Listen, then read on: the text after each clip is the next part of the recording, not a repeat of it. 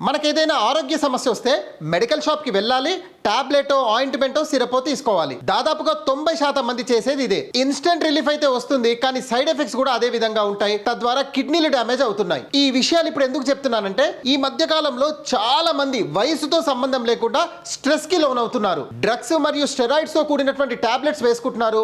దీని వల్ల అనేక సైడ్ ఎఫెక్ట్స్ వస్తున్నాయి. నేను అనేక మంది పేషెంట్లను చూశాను. ఈ వీడియోలో ఒక న్యాచురల్ హోమ్ రెమెడీ చెప్తాను. ప్రతి ఒక్కరు ఇంట్లో చేసుకునే హోమ్ రెమెడీ. ఈ రెమెడీని కేవలం 21 రోజులు వాడి చూడండి. నేను మీకు ఛాలెంజ్ చేసి చెప్తున్నాను, స్ట్రెస్ అనే పదాన్ని మీరు మర్చిపోతారు. ఈ స్ట్రెస్ వల్ల నిద్ర పట్టకపోవడము, జ్ఞాపక శక్తి తగ్గడము, మెదడు మరియు కళ్ళారోగ్యం కూడా దెబ్బతింటాయి. ముందుగా ఈ రెమెడీని ఎలా తయారు చేయాలో చెప్తాను. ఈ వీడియోని జాగ్రత్తగా చూడండి.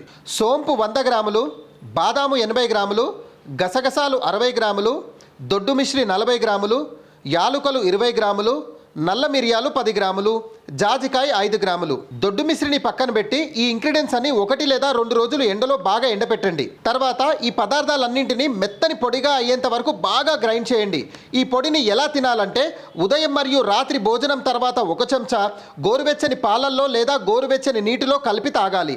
21 రోజులు క్రమం తప్పకుండా వరుసగా తాగితే మీకు బాగా నిద్ర పడుతుంది, మానసికంగా రిలాక్స్ అవుతారు, జ్ఞాపక శక్తి పెరుగుతుంది, మెదడు అలసట తగ్గుతుంది, కళ్ళ ఆరోగ్యం మెరుగుపడుతుంది. చూడండి, నేను ఇప్పుడు దాదాపుగా 5-6 ఇంగ్రీడియంట్స్ చెప్పాను. ఈ ఇంగ్రీడియంట్స్ తినడం వల్ల ఇంతకుముందు నేను చెప్పినటువంటి ఆరోగ్య సమస్యలే కాకుండా అనేక ఆరోగ్య సమస్యలు మీకు తెలియకుండానే నయమవుతాయి. ఎందుకంటే ఒక్కొక్క పదార్థానికి అనేక పోషకాలు ఉన్నాయి. ఇలాంటి ఇంగ్రీడియంట్స్ వాడి మన ఆరోగ్య సమస్యలను దూరం చేసుకుందాం.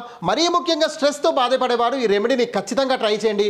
ఈ రెమెడీని మీరు తయారు చేసుకోలేని పక్షంలో స్క్రీన్ మీద కనిపిస్తున్న నెంబర్కి స్ట్రెస్ అని వాట్సాప్లో SMS చేయండి.